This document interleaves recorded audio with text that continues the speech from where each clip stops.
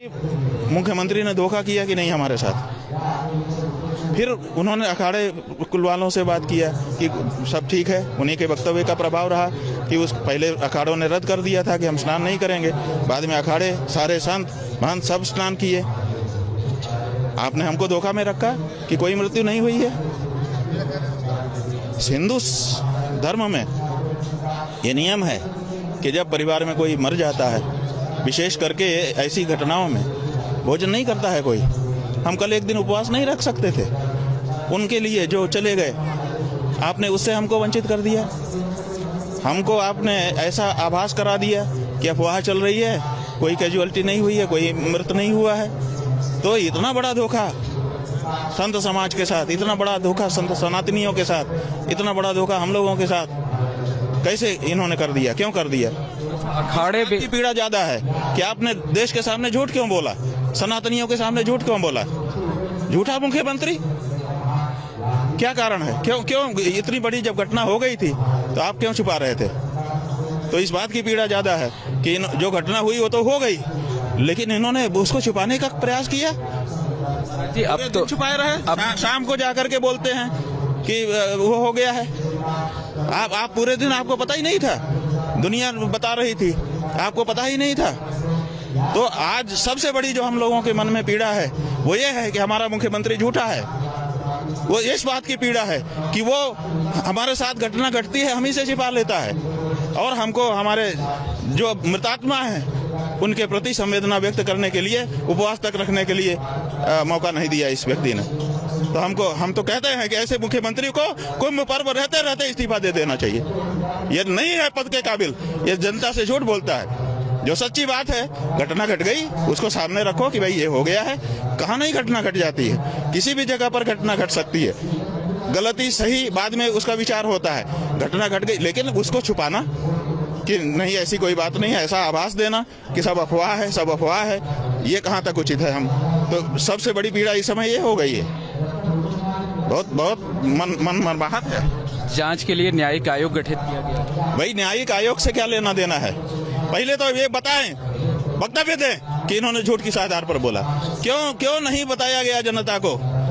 कल सवेरे से सबसे पहला उनका ट्वीट आया, हमने देखा, क्योंकि हम लोग उन्हीं पे भरोसा कर रहे थे कि मैं मुख्यमंत्री जी देख रहे हैं, जो घटना होगी वही बताएंगे। जैसे ही मीडिया में आने लगा, सोशल मीडिया में, कि भगदड़ हुई है, मृत्यु हुई है, तो हम लोगों ने सोचा कौन एकदम प्रामाणिक कौन होगा।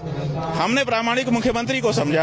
उनका ट्विटर देखते रहे, जो एक्स आजकल हो गया है, उस एक्स को देखते रहे कि उस पर व्यक्ति स्वयं बोलता है तो स्वाभाविक है वो तो सही बोलेंगे। उन्होंने पहले मौनी अमावस्या की बधाई दी, 3 पैराग्राफ लिख करके, 3 बड़े पैराग्राफ लिखे उन्होंने और बधाई दी। इससे लगा कि भाई ये तो अच्छे से बधाई दे रहे हैं, कोई दिक्कत नहीं है, इनको तो हर जानकारी हो गई। उसके कुछ देर बाद फिर उनका आया और उसमें भी 2-3 पैराग्राफ लिखे और अंत में लिखा एक लाइन में, अफवाहों पर ध्यान न दे। तो लगा कि भाई कुछ अफवाहें हैं, उनका खंडन कर रहे हैं, घटना नहीं घटी है। और फिर 10 बजे तो उनका वक्तव्य ही आ गया, 10:30 बजे। तो अब ये सवाल है कि ये क्यों सच जो घटना घट गई थी उसको छुपा क्यों रहे थे? अधिकारियों की लापरवाही है, कहीं ना कहीं लापरवाही नहीं है। जो कुछ हुई होगा वो तो जांच से पता चलेगा कि किसकी लापरवाही है या किसकी गलती है या कोई षड्यंत्र है, क्या है, ये सब जांच से पता चलेगा।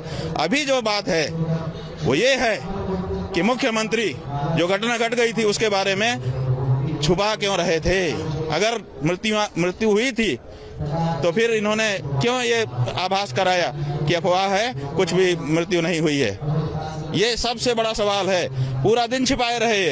अखाड़ों को स्नान करने के लिए कहा, अखाड़े भी पहले तो उन्होंने मरमाहत होकर के निरस्त कर दिया था कि भाई हम उस राजसी रूप में जैसे हम जाकर के स्नान करते हैं हम नहीं करेंगे। उनके मन की संवेदना प्रकट हो रही थी ना उन मृतात्माओं के लिए। आपने उस पर ब्रेक लगा दिया।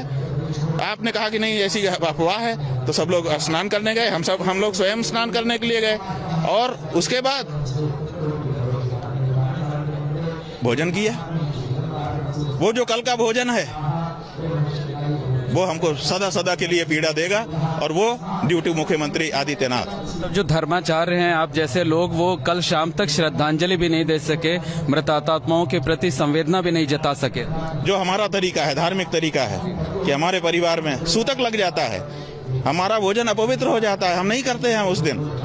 तो क्या हम अपने उन मृतात्माओं के लिए एक दिन उपवास नहीं रख सकते थे? इनके कारण भरोसा कर लिया कि अफवाह है। हम लोग हर जगह जाके तो देख नहीं पा रहे हैं और सब जगह जाने भी नहीं दिया जा रहा था। सारे तो रोड ब्लॉक थे, सारे तो पुल खाली थे, किसी को कहीं जाने आने दिया नहीं जा रहा था। तो ऐसी परिस्थिति में हम लोग स्वयं जाकर के तो पता नहीं कर सकते थे। एक सोशल मीडिया का सहारा था और आदित्यनाथ जी को सबसे प्रामाणिक सूचना का स्रोत हम लोग मान रहे थे कि वो तो अपने एक्स पर जो लिखेंगे स्वयं लिखेंगे और सच ही लिखेंगे, वो उनसे तो झूठ की आशा ही नहीं थी। लेकिन जब उन्होंने पूरे दिन मृत्यु को छुपा करके रखा और बाद में पता चला कि नहीं ये तो रात को ही घटनाएं घट गई थी, बाद में पत्रकारों ने बताया कि हमारा नाम मत बताइएगा, 58 शव यहाँ रखे हैं, मोर्चरी में इतने का पोस्टमार्टम हो चुका है, इतने का हो रहा है। ये सब जब सूचना व्यक्तिगत रूप से आने लग गई शाम को, जब ये हुआ, तब हम लोगों को कितना कष्ट हो रहा है।